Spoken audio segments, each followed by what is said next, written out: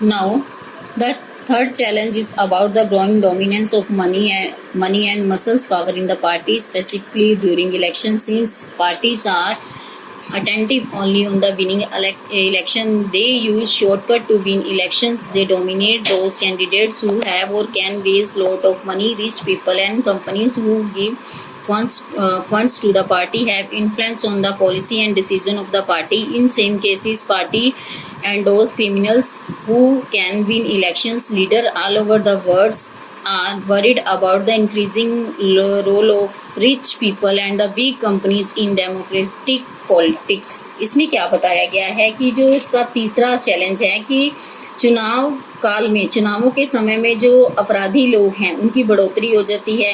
काला धन लोकतंत्र की तृतीय चुनौती है, यानी कि तीसरी चुनौती है। इसमें क्या है कि जब भी कोई जायज और नाजायज तरीके से वो अपने आप को बेचते नहीं है तो उनका लक्ष्य जो है अपना सिर्फ विजय प्राप्त करना हो जाता है। वो चुनाव में सिर्फ अपने आप को जीतना चाहते हैं, चाहे वो उसके लिए कोई भी उनको तरीका अपनाना पड़े। इसलिए वे चुनावी क्षेत्र में ऐसे प्रत्याशी को लाते हैं जिसके पास प्रचुर मात्रा में धन हो और धन जुटाने का सामर्थ्य रखता हो। किसी भी दल को अधिक धन देने वाली कंपनी तथा धनिक लोग उस दल में महत्वपूर्ण भूमिका निभाते हैं तथा जिससे वो प्रभावित होते हैं। कई बार राजनीतिक दल जो है चुनाव जीतने के लिए अपराधी कार्यों को भी समर्थन करते हैं तथा उनकी सहायता भी प्राप्त करने के लिए आतुर रहते हैं। विश्व भर में लोकतंत्र के समर्थक लोकतांत्रिक राजनीति में धनिक लोग बड़ी बड़ी कंपनियों के साथ प्रतिभागिता से लेकर चिंतित रहती हैं। वो क्या करते हैं, बड़ी बड़ी कंपनियों के साथ, बड़े बड़े लोगों के साथ हाथ मिला लेते हैं। Now, the fourth challenge is that very often parties do not appear to offer a meaningful choice of the votes. In order to offer meaningful choice, party must be substantially distinct. Recently, there has been a fall in the ideological difference among the party in most part of the world. For instance, the difference between the Labour Party and the Conservative Party in the Britain is very little.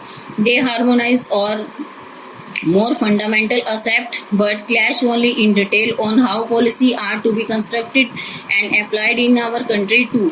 The conflict among all the major party on the economic policy have reduced. Those who want really distinct policy have no choice available to them. Sometimes people cannot even choose very different leaders either because the same set of leader keep switching from one party to another.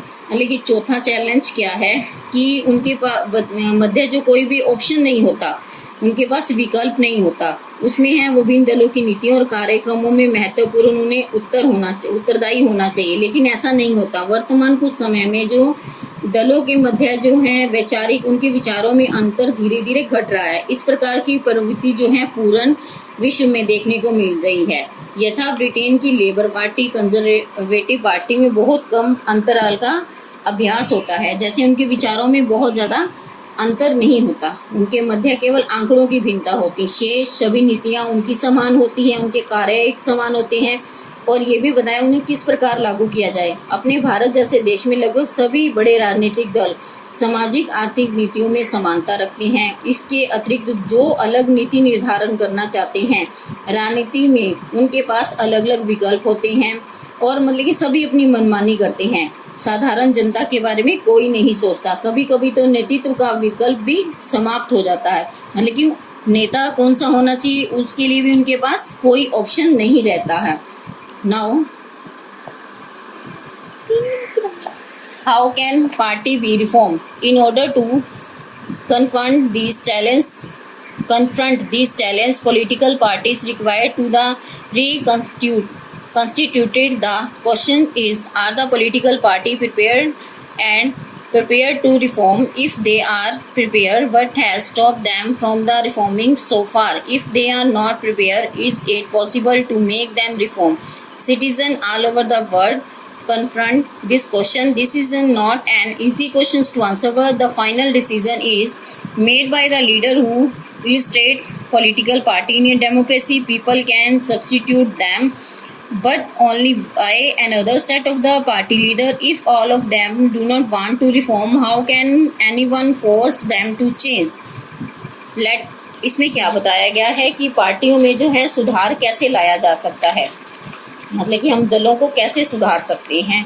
इसमें है लोकतंत्र में जो है पूर्व चुनौतियों का सामना करना पड़ता है। जिस तरह से राजनीतिक दलों में जो है सुधार लाना आवश्यक है, ऐसे वातावरण में प्रश्न ये उठता है कि राजनीतिक दलों को कैसे सुधारना जाए और उन्हें किस तरह से इस सुधार प्रक्रिया में उनका सहयोग प्राप्त होता है या नहीं। राजनीतिक दलों को सुधारने के लिए राजनीतिक दलों की ही आवश्यकता है, तो उनको सुधारना सरल होगा। विश्व भर में नागरिक जो हैं इस प्रकार के प्रश्नों का समाधान करना चाहते हैं, लेकिन ये इस प्रकार के प्रश्न हैं जो अनुचित तो नहीं है किंतु सरल भी नहीं है, क्योंकि राजनीतिक दलों में सुधार करना आसान नहीं है। जनमत के अनुसार हम उन्हें बदल तो सकते हैं, लेकिन उनके पद नहीं परिवर्तित हो सकते, यानी कि जिस वो अपनी पोस्ट पर काम कर रहे हैं उसमें परिवर्तन नहीं हो सकता, क्योंकि उन्हीं पदों को भरने के लिए दूसरे नेता आ जाते हैं। एक नेता चले जाएगा तो दूसरा आ जाएगा। यदि वे सुधरना चाहते हैं तो उन्हें कौन विवश कर सकता है? आइए इसके बारे में हम आगे देखते हैं।